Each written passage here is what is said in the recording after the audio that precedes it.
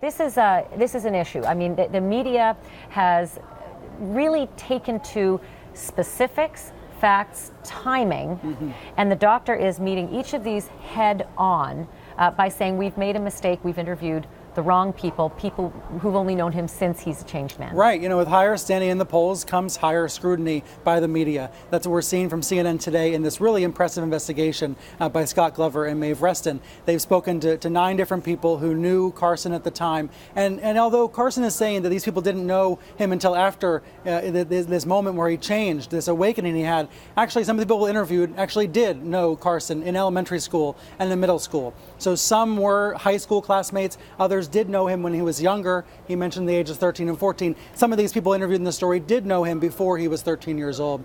The CNN investigators also tried to go and find the people that were actually involved in these incidents. Carson has referred to their first names, not their last names. So CNN reached out to all the people in the yearbooks with those names, trying to get a hold of them, and have not been able to.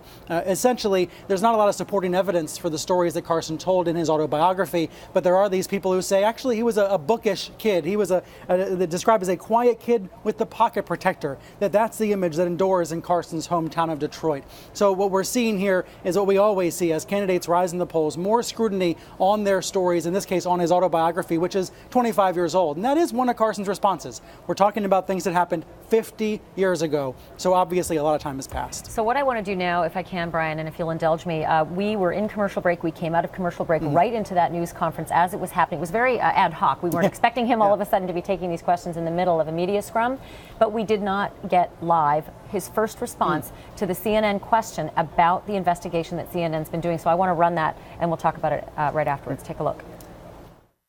My colleagues at CNN did an investigation into your stories about childhood violence, and they really had a hard time corroborating any details. Can you provide more details? Who's Jerry? Who's Bob beyond just these first? Well, I don't want to expose people without their knowledge, but remember, when I was 14, when the knifing episode occurred, that's when I changed. That's when most of those people they talked to began to know who I was. They didn't know me before that.